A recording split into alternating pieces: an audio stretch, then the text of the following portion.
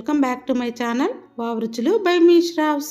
Wow రుచులలో ఈరోజు egg fried rice చేసి చూపించబోతున్నాను. చాలా సింపుల్గా తయారు చేసుకోవచ్చు, చాలా టేస్టీగా ఉంటుంది. వెంటనే తయారీ విధానాన్ని చూద్దాం. దీనికోసం ముందుగా స్టవ్ ఆన్ చేసుకొని గిన్నెను పెట్టుకోవాలి. గిన్నెలో 3 టేబుల్ స్పూన్ వరకు ఆయిల్ వేసుకోవాలి. దీనికోసం నేను 3 ఎగ్స్ని తీసుకుంటున్నాను. ఎగ్స్ని బాగా బీట్ చేసుకోవాలి. ఆయిల్ని ఒకసారి గిన్నె మొత్తానికి స్ప్రెడ్ చేసుకోవాలి. ఆయిల్ వేడెక్కిన తర్వాత మనం బీట్ చేసుకున్న ఎగ్స్ని దీనిలోకి వేసుకోవాలి. ఎగ్స్ని బాగా బీట్ చేసుకుంటే మనకి ఎగ్స్ వేసిన వెంటనే ఇలా ఫ్లఫీగా వస్తుంది.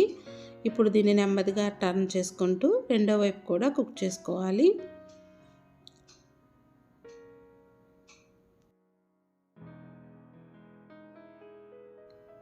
ఇప్పుడు వీటిని మనకి కావలసిన సైజులో చిన్న ముక్కలుగా చేసుకోవాలి.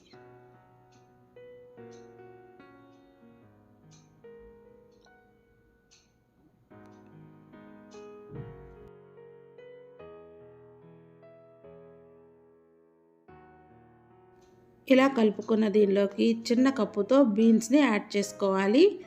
మరొక చిన్న కప్పుతో క్యారెట్ ముక్కల్ని యాడ్ చేసుకోవాలి. యాడ్ చేసుకున్నాక వీటినన్నింటినీ బాగా కలుపుకోవాలి.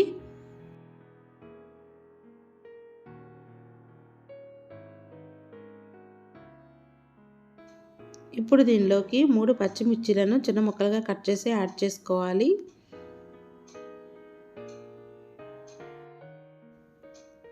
ముందుగా రైస్ని కుక్ చేసుకొని చల్లారబెట్టుకున్నాను. అలా కుక్ చేసి చల్లారబెట్టుకున్న రైస్ని 1 కప్పు వరకు దీనిలోకి యాడ్ చేసుకుంటున్నాను.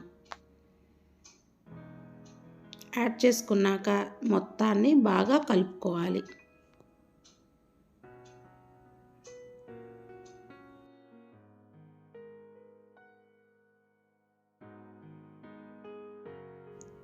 రైస్ని యాడ్ చేసుకున్నాక దీనిలోకి 1/2 table spoon salt, 1/2 table spoon కారం, 1 టేబుల్ స్పూన్ వరకు వెనిగర్, 1 టేబుల్ స్పూన్ వరకు సోయా సాస్ని యాడ్ చేసుకోవాలి.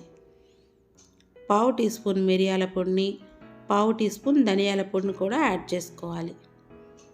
యాడ్ చేసుకొని ఫ్లేమ్ని హైలో పెట్టుకుంటూ మొత్తాన్ని బాగా కలిసేలాగా కలుపుకోవాలి.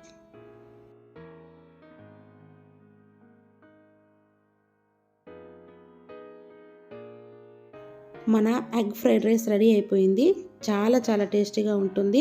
ఇందులో ఇంగ్రీడియంట్స్ ఏవి కూడా మిస్ చేసుకోవద్దు. ఒక్కసారి ఈ పద్ధతిని ఫాలో అయ్యి చేయండి. ప్రతిసారి ఇదే విధంగా చేస్తారు. ఇంట్లో వాళ్ళందరూ చాలా ఇష్టంగా తింటారు. ఆ రెసిపీస్ కనుక మీకు నచ్చినట్లయితే వావ్ రుచులు బై మీ శ్రావ్స్ ఛానల్ని సబ్స్క్రైబ్ చేసుకోండి. Thank you for watching.